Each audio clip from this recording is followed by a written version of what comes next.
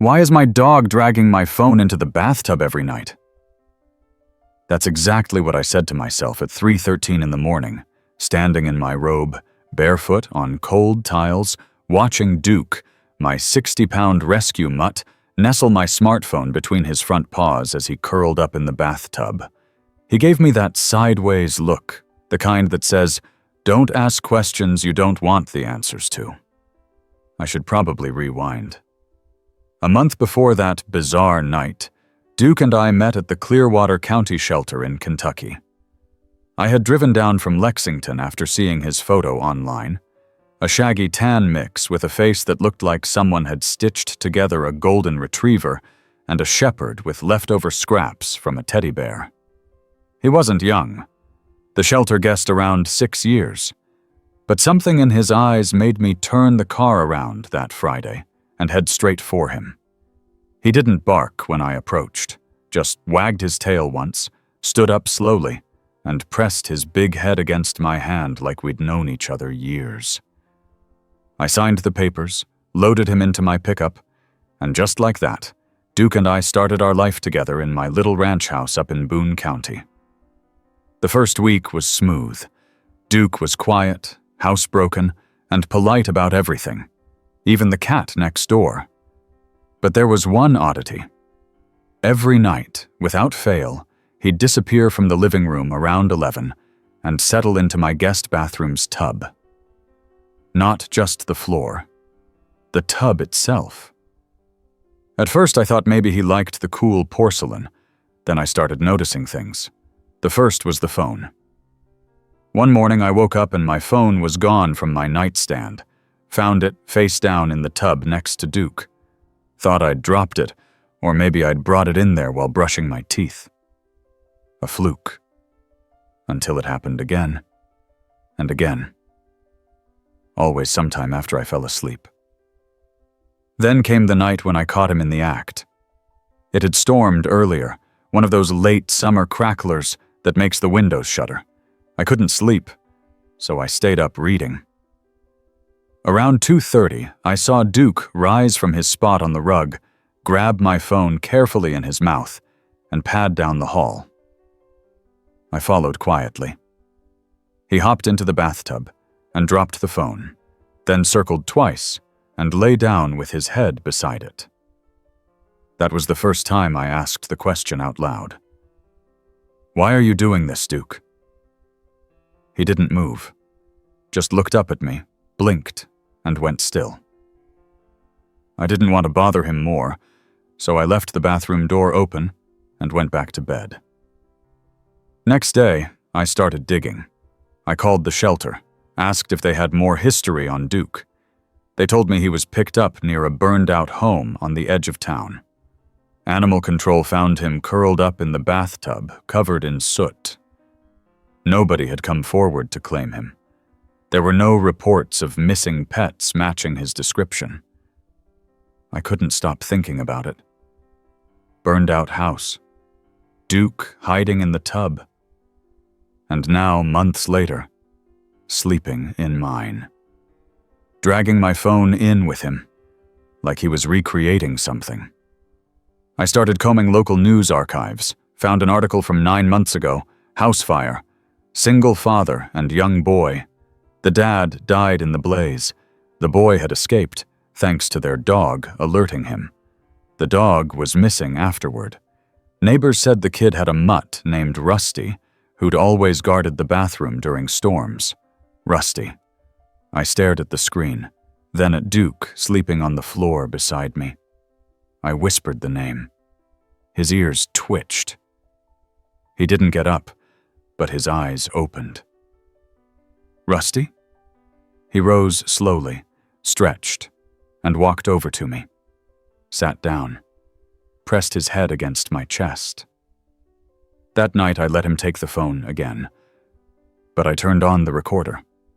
What I heard the next morning froze my breath. It wasn't a storm. There were faint sounds, scraping, muffled voices, and at one point what sounded like a small child whispering. A name, repeated softly. "Rusty, Rusty," I sat there in my kitchen, holding the phone, barely moving. Then I heard it again. That same soft voice, closer this time. "Rusty, I'm okay. I love you." The hairs on my arms stood straight up. I drove straight to the police station with the phone, asked to speak to someone, showed them the file. I wasn't sure what I was expecting. Maybe they'd laugh it off, say I was sleep-deprived or overthinking. But the young officer who listened didn't laugh. He asked for the file to be sent to their tech team. Said sometimes kids do strange things after trauma. Leave recordings on family devices. Phones lost in a house fire could have synced to a cloud. Or maybe my device was picking up something from a nearby house, though he admitted that was unlikely. He took my contact info and promised to check into it. The next few days were quiet. Duke, Rusty, slept beside my bed instead of the tub. He didn't take the phone, but I kept waking at night, half expecting him to be gone. On the fourth morning, the officer called. Said something had come up. They traced a device ID from the audio file. Not mine. A device registered to a man named Brian Carver, the father who died in the fire. And somehow, impossibly, the voice recordings on my phone matched audio logs from that old device. Voice prints confirmed. The kid's voice. Same cadence, same background noise. Recorded before the fire. I asked how that could be possible. The officer said they weren't sure. But he told me something else. The boy, Caleb, had been taken in by his uncle in another part of the state. The caseworker had mentioned the boy was still asking about his dog.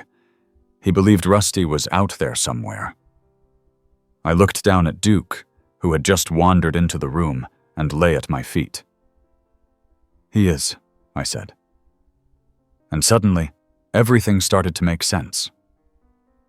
But it wasn't over yet. That evening, a plain sedan pulled up outside my house. A woman stepped out, a social worker. Behind her, a boy with sandy hair, no more than 8. His eyes scanned my front yard, then the porch, then the windows. When he saw Duke, he froze. Duke didn't bark, didn't growl. He walked to the screen door, stared for a long second, and gave one deep, low whine. The boy broke into tears. I opened the door. He ran straight to Duke, who let out a soft bark and licked the boy's face over and over. They sat like that for 10 minutes. The social worker turned to me. "His name's Caleb. That's Rusty, isn't it?" "It is," I said. "It really is." But what happened next would change all our lives in a way none of us saw coming. And that's when the real story began.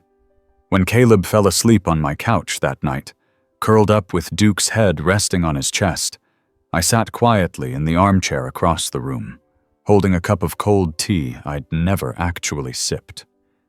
The house was silent, except for the soft, rhythmic breath of a child who had found something he thought was lost forever. I didn't want to move. Didn't want to break whatever spell had settled over the room. The social worker, her name was Amanda, had left around 9 after making a few phone calls from her car. She told me they'd be back in the morning, that this visit had to be documented properly, that the agency would need to talk with me more. But she'd said it with a softness in her voice, like she didn't want to disturb the moment any more than I did. Before leaving, she crouched in front of Caleb and asked if he'd be all right for the night.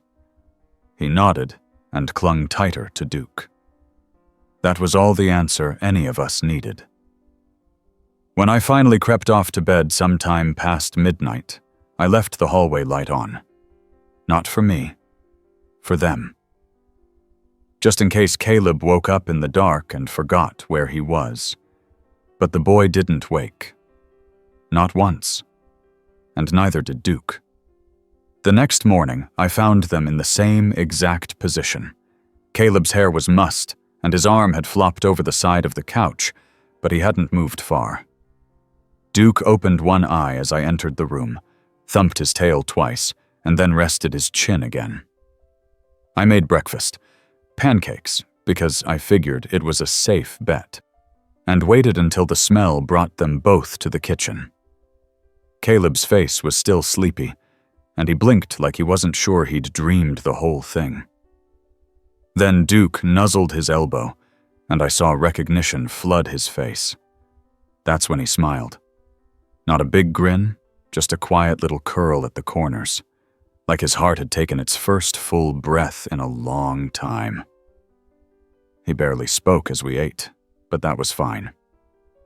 I talked enough for both of us, telling him about the chickens I used to raise, how Duke would chase squirrels but never catch them, and how I once mistook a possum for a cat and tried to feed it.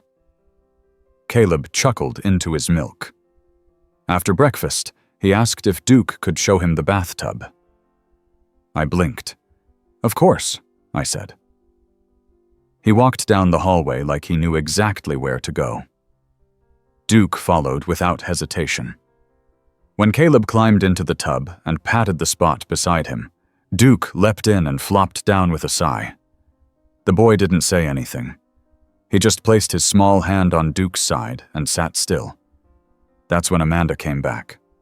She knocked softly, and I met her at the porch. Her face was tired, but kind, and she gave me a clipboard stacked with forms. "There's a lot we need to go through," she said. "You willing?" I nodded. "Of course." As we sat at the kitchen table, Caleb stayed in the tub with Duke. Amanda asked about my background, job history, criminal record, thankfully non-existent, and if I had any interest in fostering or adopting. "I hadn't thought about it until yesterday," I admitted. "And now?" she asked. I looked down the hall, where faint giggles echoed through the bathroom door. "Now I can't imagine not thinking about it." She nodded. "We'd still have to contact the uncle, of course.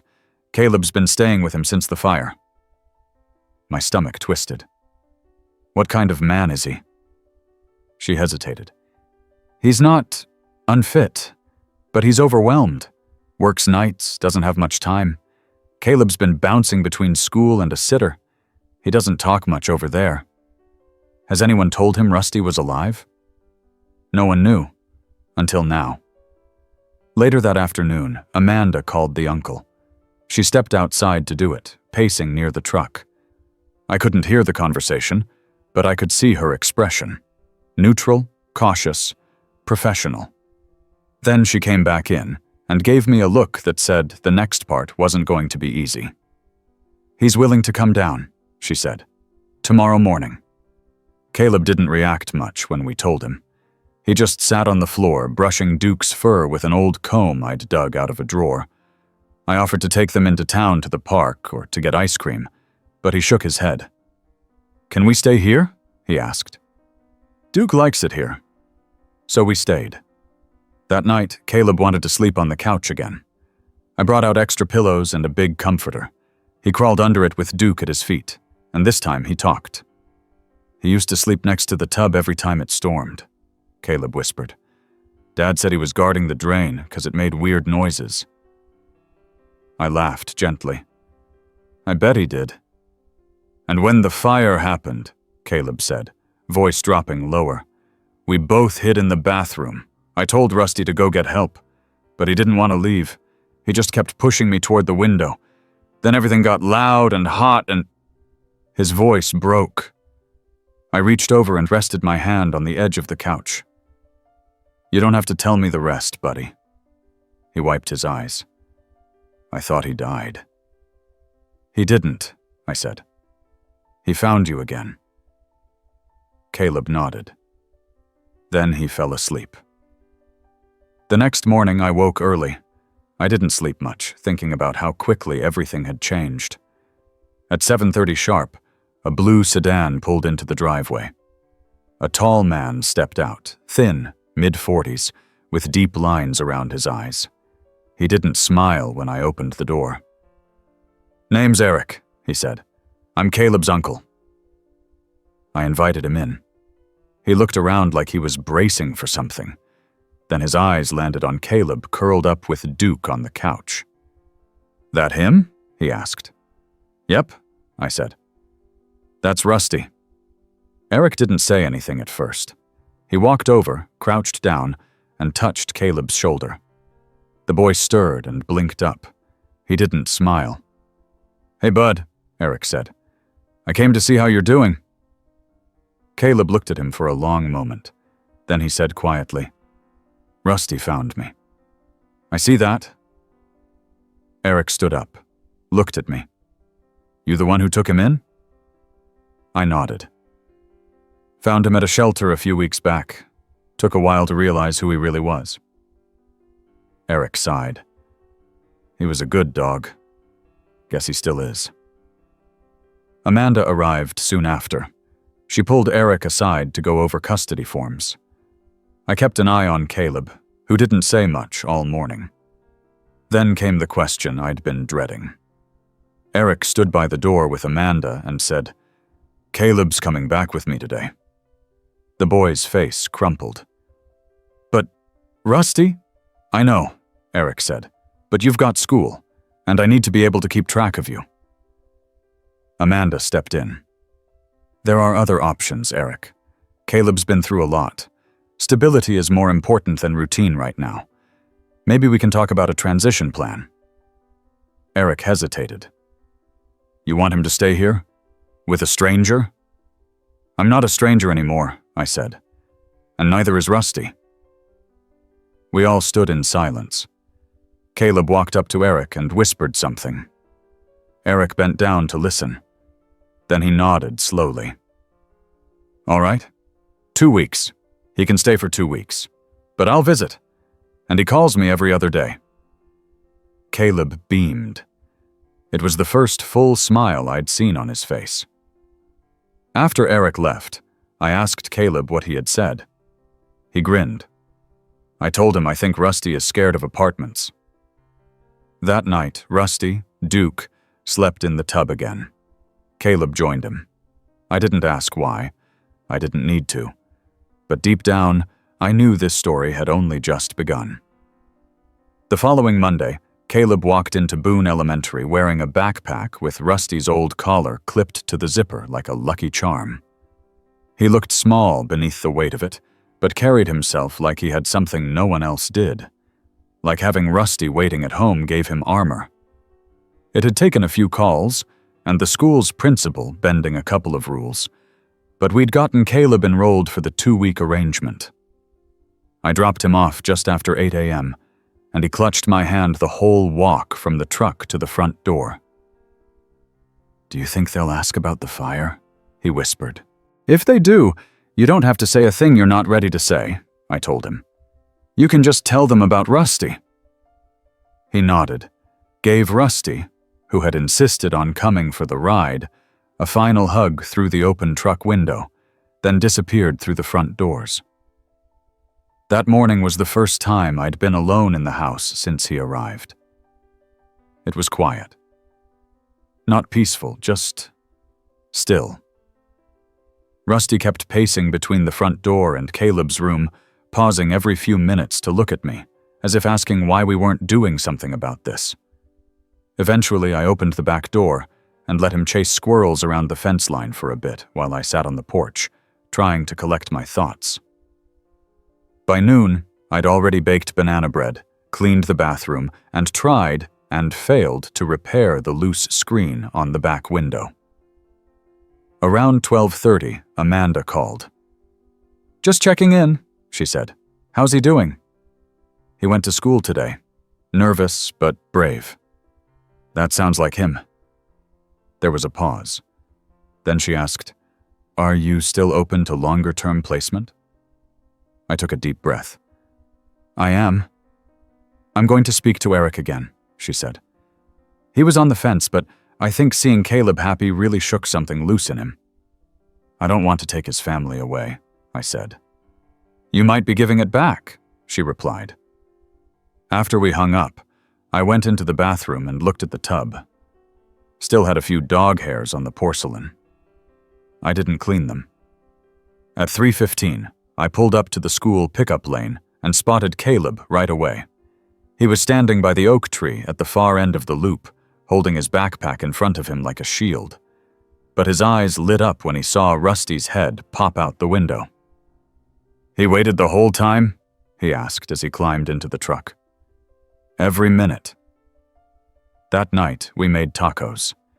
Caleb shredded the cheese while Rusty hovered below like a living vacuum. After dinner, we sat on the couch, and I asked about school. "I like Mrs. Krieger," he said. "She smells like raisins, in a good way." "Make any friends?" He shrugged. "Maybe."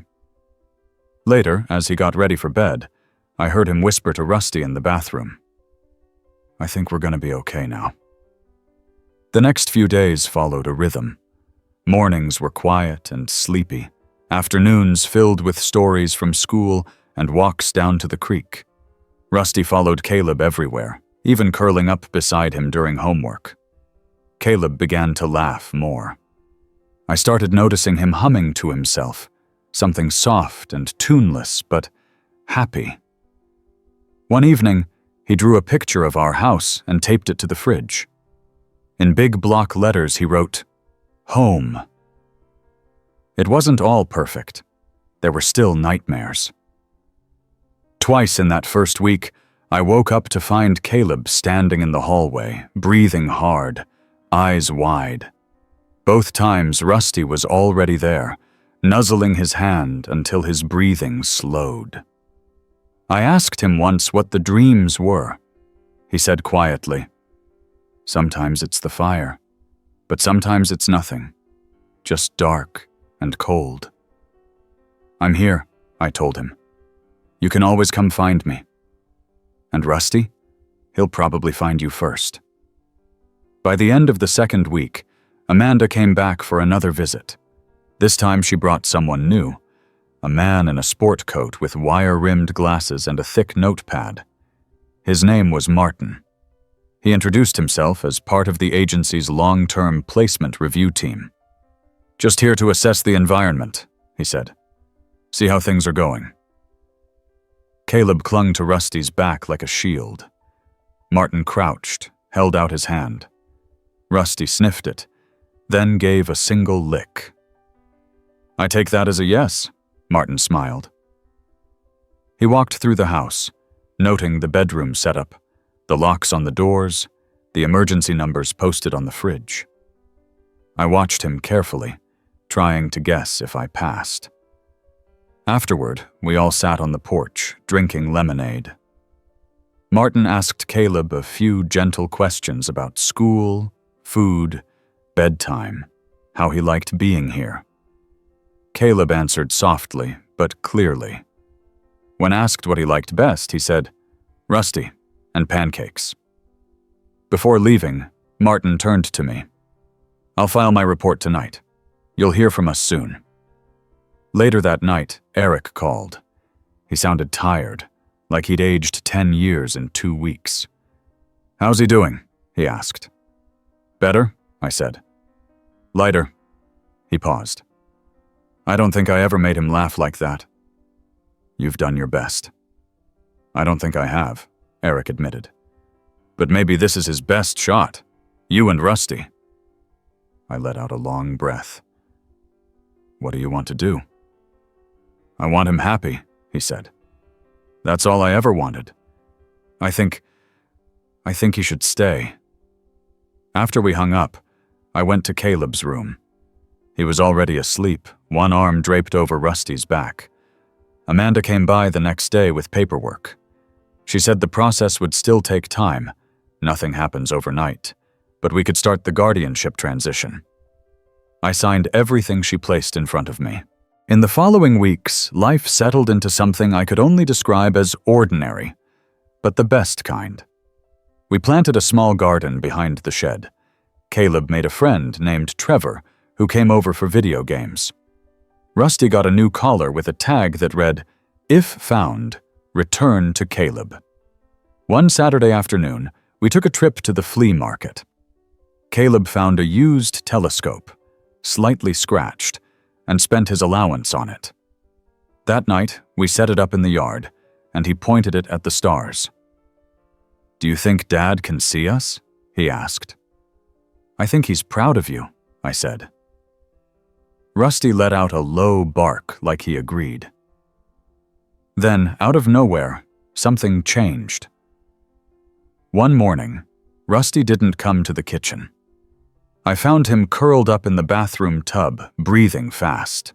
His eyes were alert, but his body was stiff. Caleb panicked. "Is he sick? What's wrong with him?" I called the vet immediately.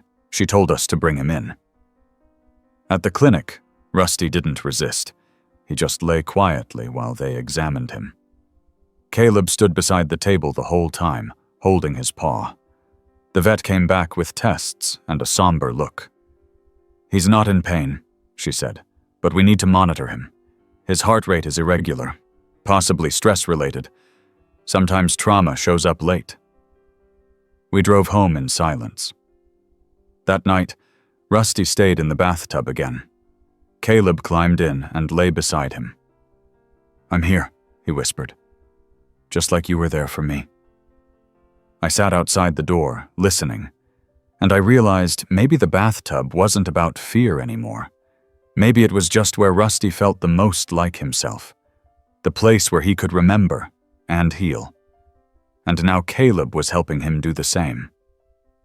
The story wasn't over, not even close. I never expected to have a nightly ritual that involved tucking a child into bed and checking on a dog in a bathtub. But by the time October rolled around, that was exactly how our days ended. Caleb would brush his teeth, crawl under the covers, and give me a sleepy smile while Rusty climbed into his porcelain haven and sighed like he was easing into the world's safest cave. After the vet visit, we kept a closer eye on Rusty. The vet, Dr. Halverson, gave us a mild sedative for days when his anxiety flared too much, and we adjusted his meals to help with his heart. But mostly, we just gave him what he wanted: routine, affection, quiet. Caleb was the best medicine of all. The tub became more than a safe spot. It became a tradition. Caleb started placing a small blanket inside it, folding it carefully each evening. Sometimes he'd sit in there and talk to Rusty about school or the book he was reading. Once he even did his spelling homework sitting cross-legged next to him. One Thursday night, I walked past the bathroom and overheard Caleb whispering, "You're like my shield, Rusty. When I sleep next to you, I don't have those dreams." I paused, my hand resting on the hallway wall. The house was dim, the only light coming from Caleb's nightlight. Rusty gave a soft huff in response. I didn't interrupt. The next morning, I made blueberry muffins. Caleb ran into the kitchen already talking about a science fair his teacher announced. "She said we can do anything, like volcanoes or rockets or even stuff about animals. Can I do something about dogs?" "Absolutely," I said. "What kind of dog stuff?" He glanced at Rusty, who was lying in the sun by the sliding glass door. "I want to tell people how dogs remember, like how they don't forget who loves them, how Rusty knew me even after everything." My throat tightened, but I smiled. That's a story worth telling. That weekend, we went to the library. Caleb checked out 3 books on dog behavior and 1 on fire safety. We spent Saturday afternoon making poster boards, cutting out shapes, and printing pictures of Rusty at various stages, at the shelter, in the tub, chasing squirrels in the yard. One photo stopped Caleb cold. It was Rusty staring at him with such devotion it almost looked staged. "He's never looked at anyone else like that," Caleb said. "Only me." "He knows you saved each other," I replied. A few days later, we got a call from Amanda. She said Martin's report had been submitted and reviewed. "They're greenlighting the transition," she said. "It's not final yet, but the decision is in motion." Caleb overheard and asked if that meant he'd be staying. For good? He asked. We still have some steps, I told him. But yeah, it looks like it. He didn't jump for joy or shout. Instead, he walked over to Rusty, lay on the floor beside him, and rested his head on his side. Rusty licked his ear and wagged once. I knew it, he said. That night, Eric called. He was quiet at first, but eventually said, I think I made the right decision. You did, I told him. He's thriving. Maybe I'll come visit soon, he added. If that's okay? Of course it is. October passed in a blur of leaf piles and caramel apples. Caleb's science project was a hit. He stood proudly by his board titled Rusty Remembers, wearing a hand-drawn paw print on his t-shirt. He even let one of his classmates pet Rusty during their presentation. That was a big deal. Caleb wasn't one to share him easily. After the fair, the principal stopped me in the hallway. That boy's come alive, she said. Whatever you're doing, keep doing it. We had our routines: Friday pizza nights, Saturday creek walks, Sunday pancake breakfasts. Rusty had his own seat in the truck now, passenger side, strapped in with a padded harness. He'd rest his head on the window like he owned the road. One Sunday evening, after another creekside adventure, we came home muddy and tired. Caleb went straight to the bathroom to rinse off his shoes. I was hanging up jackets when I heard him call. Rusty's shaking, I rushed in. Rusty was in the tub again, but this time his whole body trembled. His ears were down, eyes wide. I crouched beside him. What happened, boy? Caleb looked terrified. He was fine a minute ago. I wrapped Rusty in a towel and held him until the shaking slowed. Caleb sat beside me, rubbing his back. I called Dr. Halverson. She met us at the clinic within the hour. I think he had a flashback, she said. Could have been triggered by something. Maybe the fire pit smoke, a noise, even a smell. These things resurface. She adjusted his medication slightly, gave us exercises for grounding him. He needs to know he's safe, she told Caleb. That's your superpower. Caleb took it seriously. Over the next few days, he read to Rusty every night. They started practicing breathing together. Caleb would inhale deeply and say, "Like this, Rusty." And Rusty would follow with a slow, calm breath of his own. It wasn't perfect, but it helped. One afternoon, while drawing at the kitchen table, Caleb asked, "Do you think Rusty ever wonders what happened to Dad?" I paused. Maybe, but I think Rusty remembers the part where your dad told him to protect you. Caleb nodded. He's still doing it. By Halloween, Caleb had decided he and Rusty would be matching superheroes. I sewed simple red capes with yellow lightning bolts. Rusty tolerated his with patience. Caleb beamed at every house. When one neighbor asked, "What's your dog's name?" Caleb answered proudly, "Rusty the Brave." November brought colder mornings. Rusty started sleeping under a big fleece blanket in the tub. Caleb added a pillow one night and called it the bathtub bed. We talked about Thanksgiving plans, and Amanda said she'd stop by after the holiday to begin final paperwork. "Another few weeks," she said. "Then it'll all be official." Caleb didn't ask how many weeks. He just said, "I'll wait." But Rusty's health didn't always cooperate. One day, he collapsed briefly in the yard.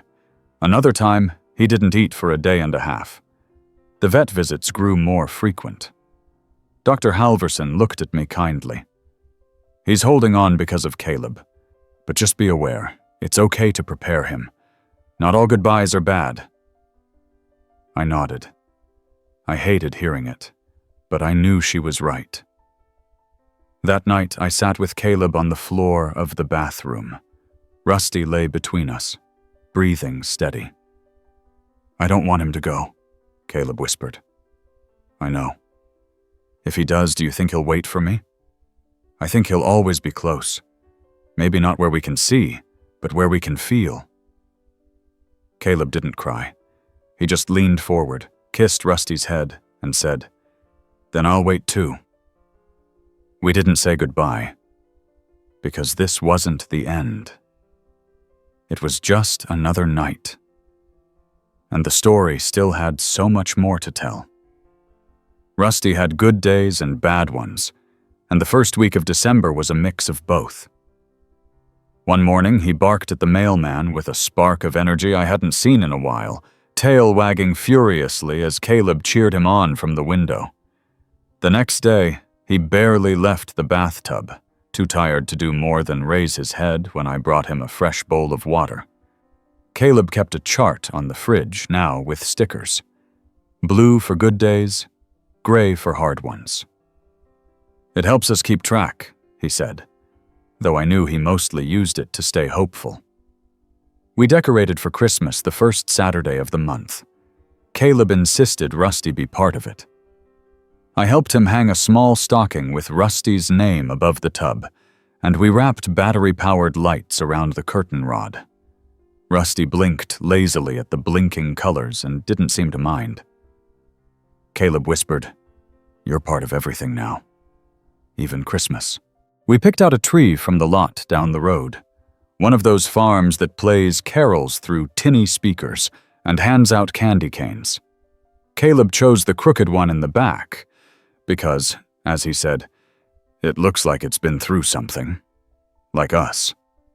I tied it to the roof of the truck and caught him humming on the ride home. That night, while I was making hot cocoa, he came into the kitchen holding a small wrapped box. "Can we put this under the tree?" "Of course," I said. "What is it?" "It's for Rusty." The tag read, "To Rusty, from Caleb."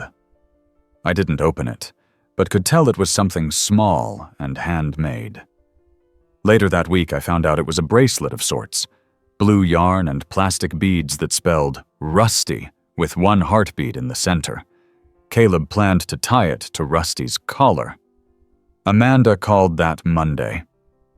"The final paperwork's being reviewed. We're nearly there." "Any issues?" I asked. "Not a one. Everyone who's seen you two together agrees. This is where Caleb belongs." I passed along the news. Caleb beamed but didn't say much. That night he asked if we could watch old home videos. "Not of me," he said. "Of him." I raised a brow. "Rusty?" He nodded. "From when we lived with Dad. Before the fire." Eric had given us a flash drive of photos and videos from Caleb's old house, some backed up from Brian's phone, others salvaged from relatives. We plugged it into the laptop and sat cross-legged on the living room rug. Rusty dozed beside us.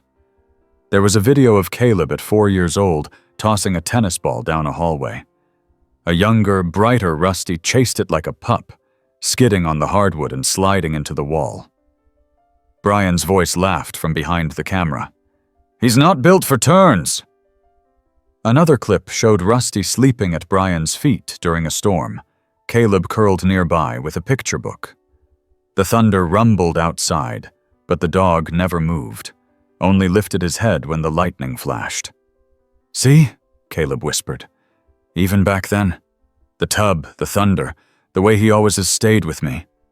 We watched until the laptop battery died. The next morning was cold and still. Rusty didn't want to eat.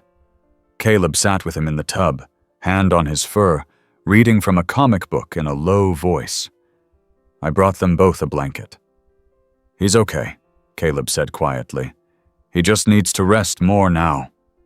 Midweek, we had a surprise snow. It didn't stick much, but Caleb was thrilled. We bundled up and made snowballs the size of baseballs, tossing them gently for Rusty to watch from the porch. He didn't chase them, but his tail wagged. At school, Caleb started working on a class project about family traditions. He asked if he could write about Rusty's tub. "Of course you can," I said. "That's part of your story." He wrote 3 pages, careful and neat. His teacher called to say it moved her to tears. He described it like a sacred space, she told me. A place of remembering and healing. I don't think I've ever read anything like it from a child his age. On Friday, we made popcorn and watched a movie. Rusty slept in the tub, but Caleb set up a little speaker to play the audio through the hallway. He should hear it too, he explained. I didn't argue. Later that night, as I was turning off the lights, I heard Caleb whispering again. I know you're tired, he said, but if you stay till Christmas, I'll give you your present. And I'll be brave, I promise. I stepped away quietly. My heart felt like it was full and breaking at the same time.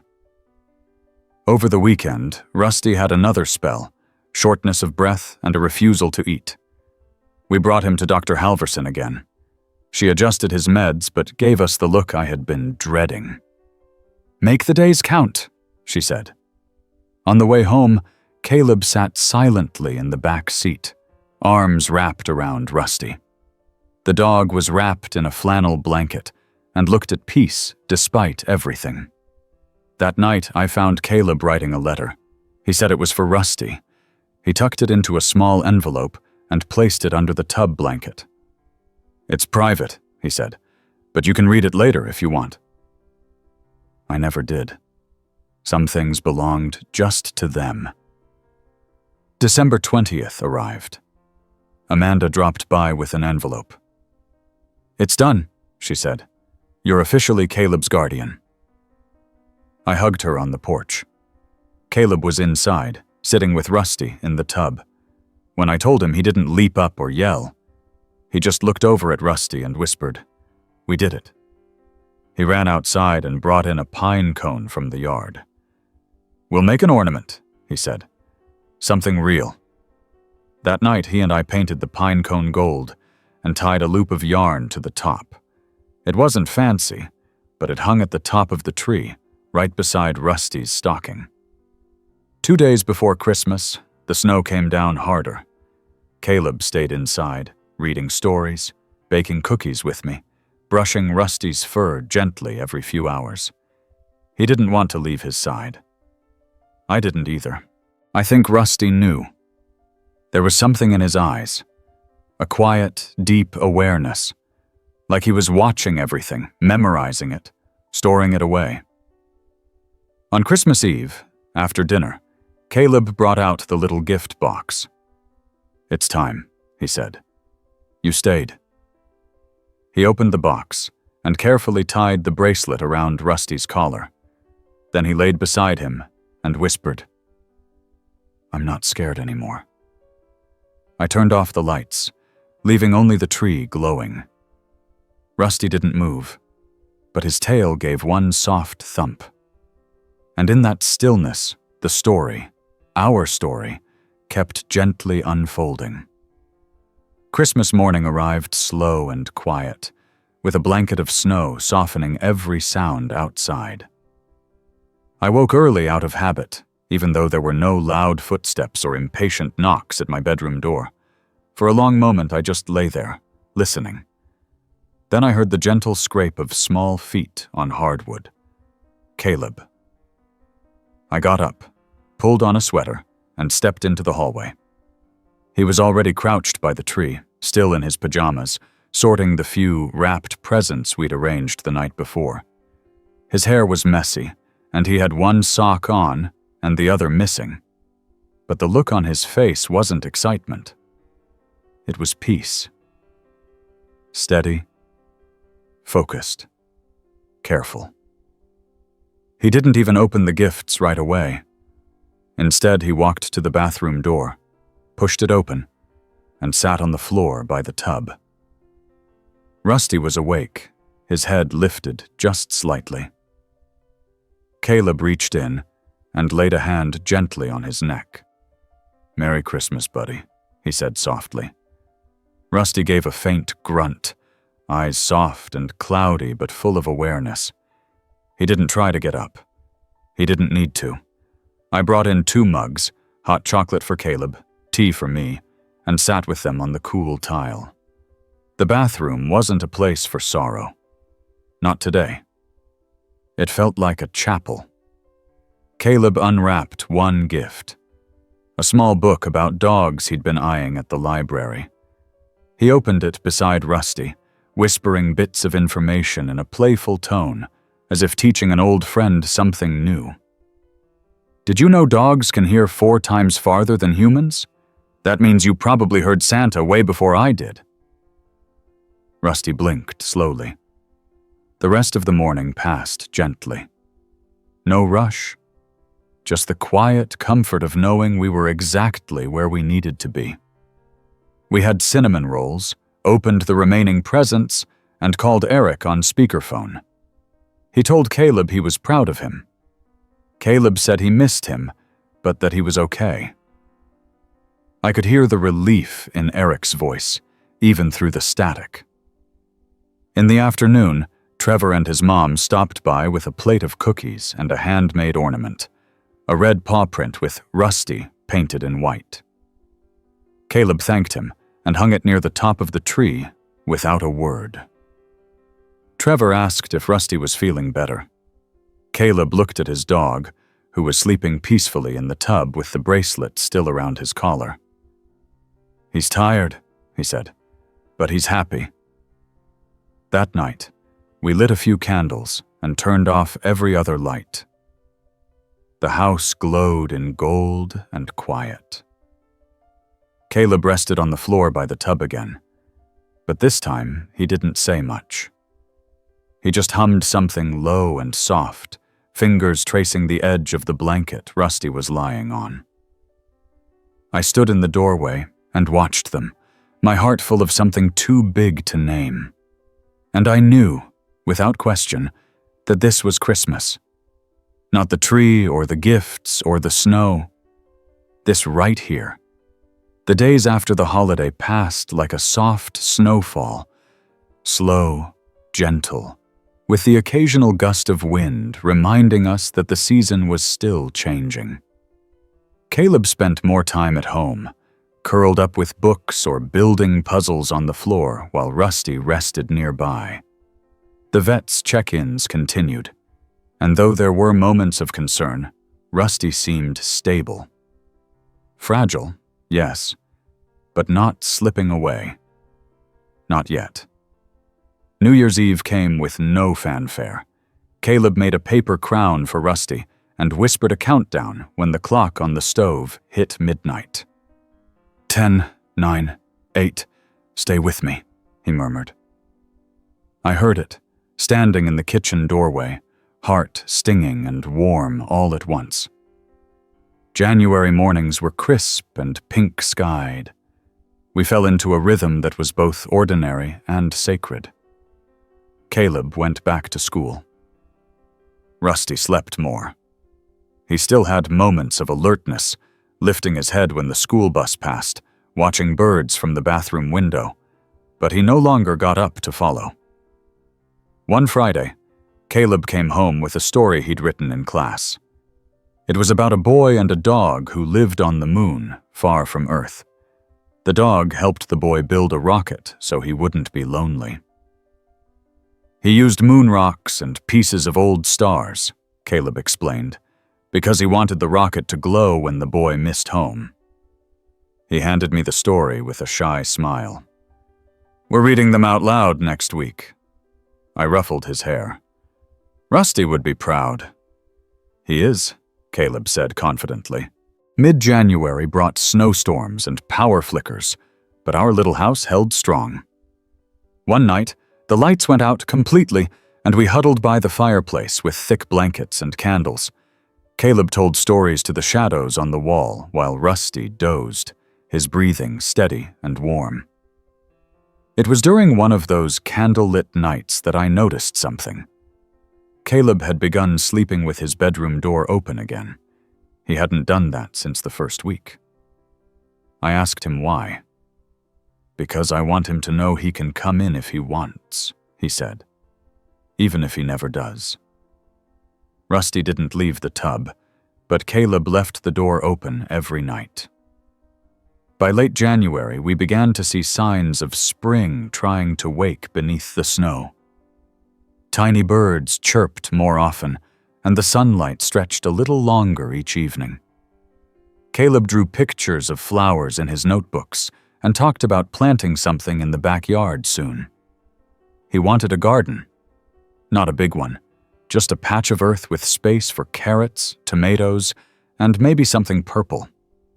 We picked out seeds at the store, even though the ground was still too frozen. It was something to look forward to. And Rusty?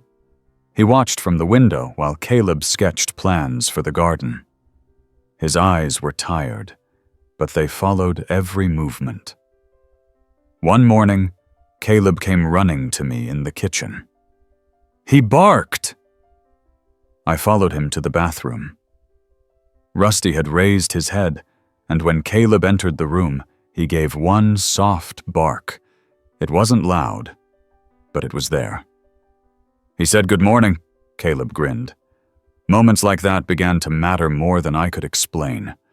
A bark, a tail twitch, a slow blink. One night, as we were eating grilled cheese at the table, Caleb looked up and said, "Do you think maybe Rusty knows he helped me stay alive?" "I think he knows," I said. "And I think you helped him stay alive too." Caleb didn't respond right away. Then he said, "Then we're even." The next weekend, we had visitors. Amanda stopped by with her dog, a sleepy old spaniel named Bucky, and Caleb introduced Rusty formally, like one dignitary greeting another. They sniffed politely, then ignored each other, which Amanda said meant they got along.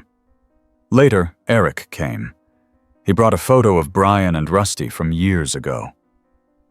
Caleb took it to his room and placed it on his nightstand. "Now it's complete," he said. That Sunday night, we made pancakes for dinner. Caleb poured the batter himself, and Rusty watched from the bathroom, his eyes half-lidded but calm. As Caleb flipped the last pancake, he said, "I think he likes breakfast for dinner." I smiled. "I think he likes anything you like." The next morning, I heard something new. Caleb in the bathroom, singing softly, a made-up song about spaceships and dogs and dream travel. Rusty blinked slowly, listening. Then Caleb said, "If you have to go, it's okay.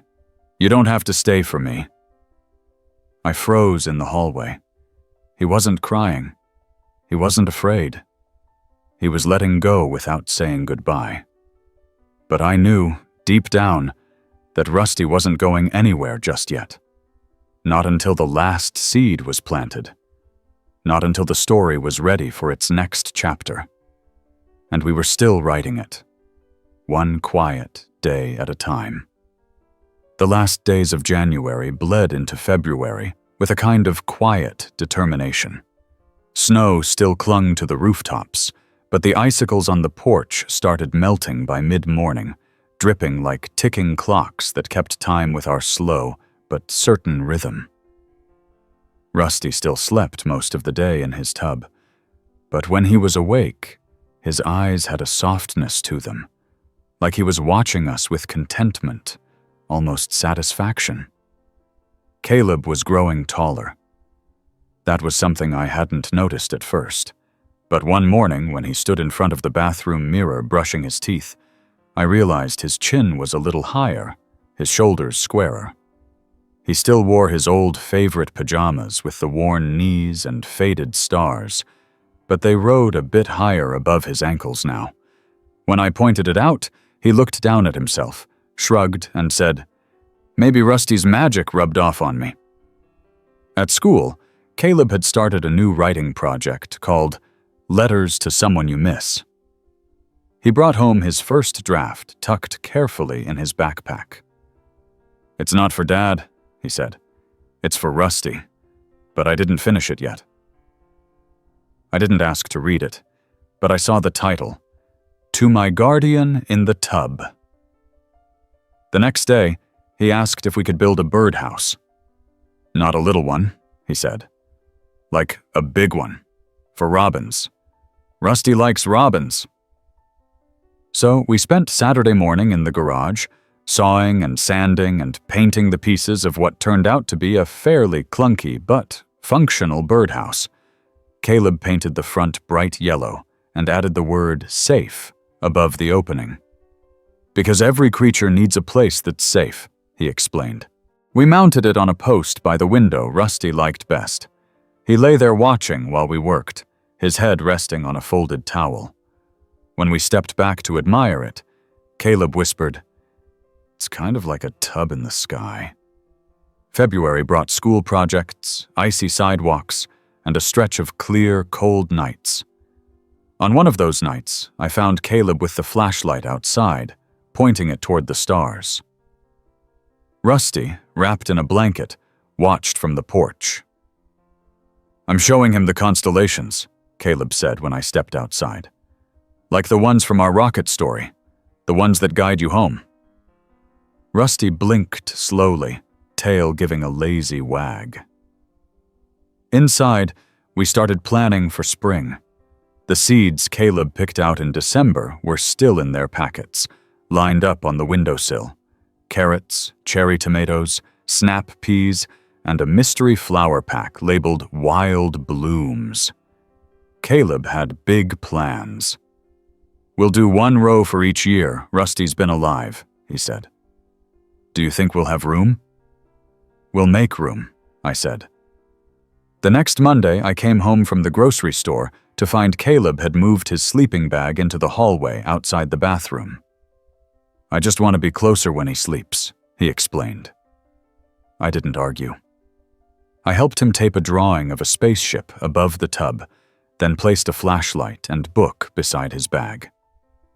That night, I passed the bathroom around 10 and saw Caleb reading aloud from a book of dog stories. Rusty's eyes were closed, but his tail was tapping softly against the side of the tub. It became routine. Caleb started reading every night. Short stories, comics, even facts from an old encyclopedia set I found boxed in the garage. One night he read about cave paintings and looked up to say, "They made art for animals, too, like they mattered just as much." "They did," I said. "They still do." Mid-February brought another vet checkup. Dr. Halverson came to the house this time. She said it was easier on Rusty. Caleb helped her carry in her bag and held Rusty's paw during the check. "He's stable," she said afterward. "We're not reversing anything, but we're not rushing toward the end either. He's where he wants to be." Caleb nodded solemnly. "He's home." The next morning, Rusty surprised us all. He stood up, on his own, and stepped out of the tub. His legs wobbled slightly, but he walked slowly to the living room and lay beside the fireplace. Caleb watched, wide-eyed. "He hasn't done that since before Christmas," I said. "He remembered," Caleb whispered. He remembered the fireplace. Rusty stayed there most of the day. Caleb laid a pillow under his head and sat close, reading quietly and occasionally leaning in to whisper something I couldn't hear. That weekend, we baked peanut butter cookies. One batch was made special, with dog-friendly ingredients. Caleb placed them in a small bowl beside the tub. "They're for good dreams," he said. Rusty sniffed them and gave a slow lick. It was enough. The next week, Caleb's class held a Heroes Around Us event. The kids wrote essays and made posters about someone they admired. Caleb's was a big blue board with pictures of Rusty at different stages: shelter, tub, garden, porch. His title, "My Hero Has 4 Legs and a Bathtub." His essay began, "Some heroes wear capes. Mine wears a collar. He didn't save me just once. He does it every day." The teacher emailed me after. "There wasn't a dry eye," she said. "He stood up so proudly." That night, Caleb climbed into the tub with Rusty again. He showed him the ribbon from school, "You won this," he said. "Your first place." Rusty touched the paper with his nose, then curled up tighter beside him.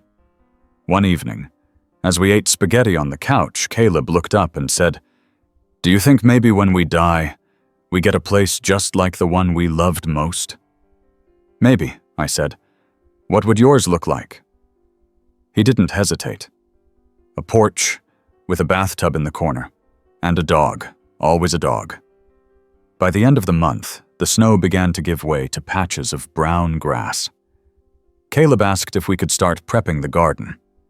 The ground was still cold, but we broke it up with small shovels, layering compost and spreading markers. "This row is for the carrots," Caleb said. "This one's the wildflowers. And this one," he paused, "this one's for Rusty, just his." I looked over at the bathroom window, where Rusty watched us, head tilted slightly. "He knows," I said. The next morning, Caleb taped a new drawing above the tub, a spaceship floating over a field of flowers. Rusty and a boy stood in the middle, looking up. "He's almost ready," Caleb whispered to me that night. I nodded, unsure if he meant the garden or something bigger, but I didn't ask. I just kept reading the story with him. One day, one tub, one bark, one breath at a time. March rolled in with its usual uncertainty, flurries one day and sunshine the next. On Monday, the driveway was blanketed with snow. By Friday, Caleb was running through the mud with his shoes soaked and a smile wide enough to make me forget how cold it still was. Through it all, Rusty held his place near the bathroom window, watching the weather shift like he was keeping count of the seasons. One night, a sudden thunderstorm rolled through, sharp, loud, and unexpected. The lights flickered twice before cutting out completely. Caleb jumped, nearly dropping the plate he was drying. He looked toward the bathroom immediately. "I should go sit with him," he said. "You want me to come with?" I asked. He shook his head. "This one's mine." I followed him to the hallway and watched from a distance as he knelt by the tub. Rusty had already curled tighter into himself, ears pressed back. Caleb climbed in beside him, blanket in hand, and started talking.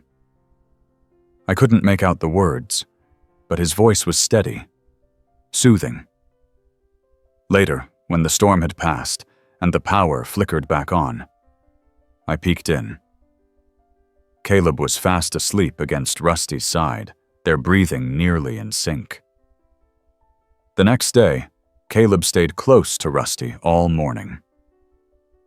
"He's a little shaken," he told me, as if explaining a family member's condition. "He needs calm." We played quiet board games in the hallway. Caleb moved the pieces for both of us, while Rusty watched from the tub. We made up rules and laughed at the nonsense we invented. That afternoon, I brought sandwiches and apple slices to the floor. It became our picnic. Rusty didn't eat much, but he licked a bit of peanut butter from Caleb's fingers. That was enough. Later that week, we got a letter from Caleb's teacher. She wanted to nominate him for a writing program over the summer, something for gifted students.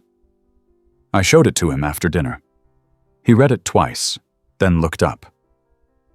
"Do they let you bring dogs?" "I don't think so," I said. He was quiet for a while, then shrugged. "Maybe next year."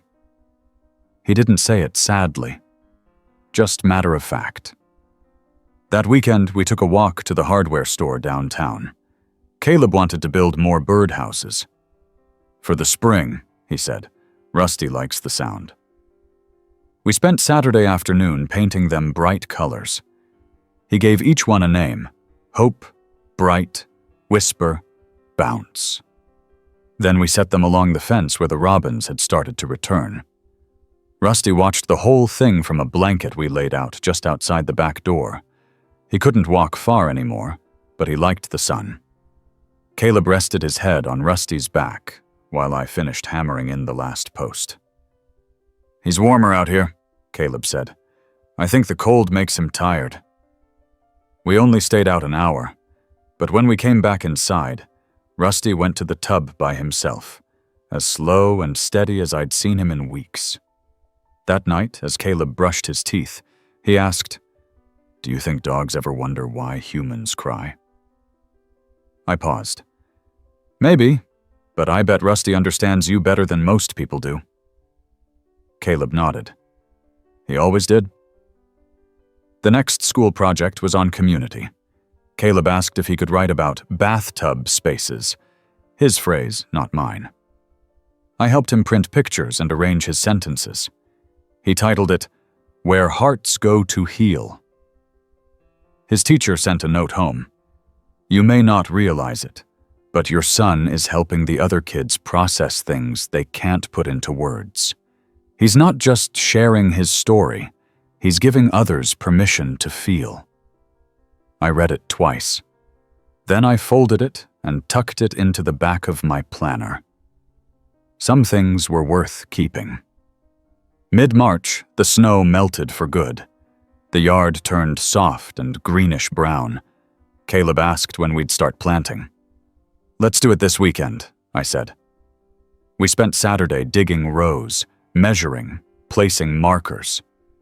Caleb talked to Rusty through the window the entire time, narrating every step. "This row is yours, remember? I'm putting the biggest seeds here. You're going to have the tallest flowers." That night, I found Caleb asleep with a small envelope in his hand. Inside was a drawing, a bathtub floating on a cloud, with a dog and a boy holding fishing poles. I didn't ask about it. Some stories don't need explaining. The following week, Rusty had another quiet spell. He barely moved from the tub. Caleb skipped a birthday party to stay home and read to him.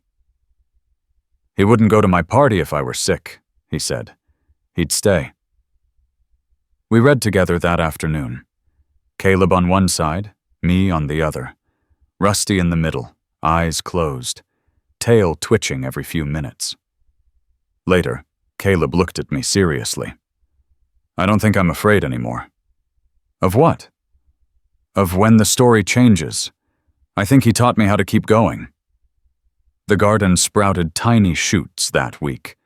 Caleb marked each one with a flag made of popsicle sticks and masking tape. He labeled them with names like courage, laugh, nap, and forgive. "He's growing things in me, too," he told me, "not just the ground." Rusty moved once that week, to the back door where the sun came in strongest. Caleb lay beside him, hand resting gently on his paw. "He likes it here," he said. "He always liked the light." One evening, I heard Caleb whispering to Rusty again. "I used to think the bathtub was just where he hid, but now I think it's where he remembered, and maybe where he made new memories, too." He stood up, kissed Rusty's head, and turned to me. "Maybe someday I'll build one in the garden," he said, "just for remembering." I nodded, unable to speak. That night I sat by the tub long after Caleb fell asleep. Rusty's breathing was slow, steady. I reached in, brushed his fur. "You're still teaching us," I whispered. The next day, Caleb brought home a note from his teacher inviting me to speak at the school's storytelling week. "She wants you to talk about rescue dogs," he said. "Me?" I laughed. "She says you're part of the story now, too." We looked over photos that night. Rusty in the tub, Rusty in the yard, Rusty beside Caleb with a science fair ribbon in his mouth. We picked 10. Each one had a story. Each one a moment. And all of them still part of the tale we hadn't finished telling. The first week of April came with a strange mix of sunshine and wind so strong it knocked over the smallest of Caleb's birdhouses. He stood in the backyard holding the toppled post in both hands, frowning thoughtfully rather than upset. "I think the robins need stronger foundations," he said, then added, "just like us." We rebuilt it together. this time driving the stake deeper and using an extra brace. Rusty watched from the window as we worked. He hadn't left the tub in almost 5 days. Caleb said it was okay. "He's supervising," he explained. "He doesn't need to be out here to be part of it." The seeds we planted had started sprouting with more determination now. Green shoots poked through the soil like tiny flags of hope. Every afternoon, Caleb would walk the rows and speak softly to each plant, giving updates on the weather, the schedule, and how Rusty was doing. "You'll meet him when you're big enough," he said to the tomatoes. "He's kind of like your dad, in a weird way." At school, they began rehearsals for a storytelling event. Caleb had signed up to tell Rusty's Tub, a story he'd written and rewritten over the last few months. It began like a fairy tale. Once, there was a boy who lived in a house with a dog and a bathtub, and somehow, that was enough to save them both. He practiced each night, reading it aloud while Rusty lay quietly in the tub. One evening, after he finished, he said softly, "Do you like it, Rusty?" Rusty lifted his head, gave one faint thump of his tail.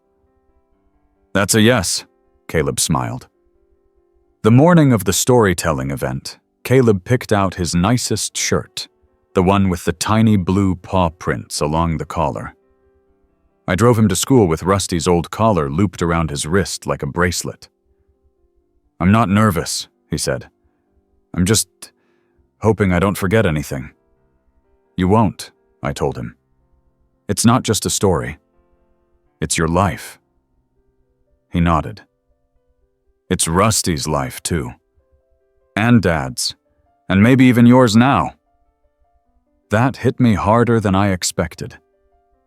I stayed for the event, sitting in the back row of the small, multi-purpose room filled with folding chairs and poster board decorations.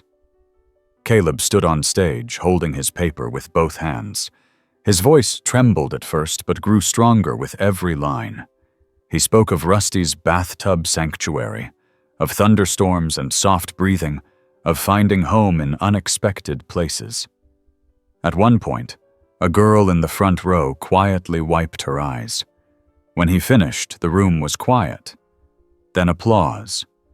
Gentle, real, proud. Afterward, his teacher pulled me aside. "He's not just healing. He's leading." That night, back home, Caleb gave Rusty a full update. "You were the best part of the story," he said. "Everyone knew it, even if they haven't met you." Rusty licked his hand, then laid his head back down. Later, I found a new drawing on Caleb's nightstand. It was of a house with 2 tubs, one inside and one in the garden. In the one outside, flowers bloomed up from the porcelain. In the one inside, a dog and a boy were asleep together. The caption read, "Both places are safe now." As the days grew warmer, we began spending more time outside again. Rusty, too, seemed to respond to the change. One morning, he shifted in the tub, stretched a little more, and gave a soft, almost silent bark when Caleb entered the bathroom. "He missed me," Caleb said, "even though I was just at school." We didn't correct that. It didn't matter how long they'd been apart. The reunion always mattered more. April 12th marked 1 year since the fire that had changed everything. Caleb didn't mention it when he woke, but later in the afternoon, he brought a folded note to the garden and buried it beneath the tallest sprout. "That's just for him," he said, referring to his father. "Rusty already knows." That evening, we lit a candle on the porch and sat in silence as the sun dipped below the horizon. Rusty watched from the window, eyes reflecting the flickering light. "I think Dad would have liked it here," Caleb said. "I think so too." The next week, Caleb was given an award at school. The Heart of the Class. His teacher said it was for showing courage, empathy, and leadership beyond his years. He brought it home and taped it to the wall above Rusty's tub. "He earned half of this," he said. We went out for ice cream to celebrate, and when we came back, Caleb gave Rusty a tiny scoop of dog-friendly vanilla. He ate it slowly, with quiet satisfaction. That Sunday, Eric visited. It had been a while since he'd seen Caleb, and longer since he'd seen Rusty. He knelt by the tub for a long moment, hand resting on the edge. "Still your spot, huh?" he murmured. Rusty blinked. Caleb sat beside them both. "He remembers you." "I remember him too," Eric said. "He looks older." "He is," Caleb answered, "but he's still him." Later, Eric pulled me aside and asked how things were, how I was. I told him the truth, that it was a quiet life now, but one that mattered more than any I'd lived before. "I never knew how to connect with him," Eric said. "But you did. You gave him a place where he could be the version of himself he was never allowed to be before." I didn't know what to say to that. That night, after Eric had left, and the house was quiet again, Caleb said, "I think Rusty feels safe because I do." I sat down beside him on the hallway floor. "I think you're right." We stayed there a long time, just the three of us, no one needing to say anything more. And the bathtub, always the bathtub, it held not just a dog, but a history, a bond, a kind of living time capsule that changed with each passing day, yet never really aged. The story continued, not loud or fast, but steadily, like the turning of a page you don't rush because you know every word matters. And Rusty, quiet in his place, was still writing it with us. By the middle of April, the garden had grown into a mosaic of green. Shoots reached upward, hungry for the sun, while patches of early color from the wildflowers added tiny specks of purple, yellow, and white to the earth. Caleb spent his afternoons out there with his small watering can, narrating every move to Rusty, who watched from the bathroom window like a quiet guardian keeping watch over his boy's work. Rusty hadn't left the tub in over a week. His movements were slower, his appetite smaller, but his eyes still followed Caleb everywhere he went. When Caleb sat with him in the evenings, Rusty would lay his head against the boy's knee with a sigh so soft it felt like a whisper. Caleb didn't say anything about the changes. He noticed. Of course he did, but he never asked. Instead, he began talking more to the plants, to the sky, to Rusty's sleeping form. He filled their space with his voice, like a gentle hum, as if afraid silence would be too heavy. One Sunday morning, Caleb came to my room before sunrise. He didn't say anything, just climbed into bed and lay there quietly. I put my arm around him and didn't ask questions. We stayed like that until light filtered through the curtains. When we got up, he walked straight to the bathroom. Rusty lifted his head, barely. "Hey," Caleb said softly. "It's a good morning. The carrots are coming in. I think you'd like them." Rusty blinked, and Caleb smiled. That day, Caleb asked if we could print out more photos. He picked his favorites from the last year. Rusty curled up in the tub with his paw over Caleb's hand, Rusty with his nose in a pile of leaves, Rusty watching birds, Rusty in the sunshine. We printed dozens, and Caleb arranged them on a board he'd labeled "The Heart of Our Home." "I want him to see himself," he said, "so he knows we remember everything." Later, Amanda came by. She brought paperwork to update Rusty's microchip to reflect his new, permanent family. Caleb helped her hold the scanner, and when it beeped, he whispered, "You're all ours now. Forever." Amanda didn't stay long. Before she left, she hugged Caleb and told him he had the kindest heart she'd ever met. He didn't respond. He just held Rusty's collar in one hand and nodded. That evening, I made dinner while Caleb sat in the tub beside Rusty, reading. He had chosen a book of poems this time, short ones about rain and trees and quiet. His voice was softer than usual, but steady. Rusty's eyes stayed closed, but every so often his tail tapped gently against the tub. After the last page, Caleb set the book down and said, "It's okay, Rusty. You can go if you need to. I'll still be okay." I stood in the hallway and held my breath. The moment felt suspended in time, like even the house itself was listening. Rusty didn't move, but Caleb smiled anyway. That night, I woke to a sound I hadn't heard in months. A bark. Faint, from the bathroom. I got up quickly and found Caleb already there, kneeling by the tub. Rusty had lifted his head. His body was weak, but his eyes were alert. "He wanted to say goodnight," Caleb said. Rusty looked at both of us, blinked slowly, then rested his head back down. The next morning, Caleb didn't go to school. I called in and explained everything. His teacher didn't ask questions, just said, "Tell him we're thinking of him." We spent the day in the house. Caleb didn't leave Rusty's side.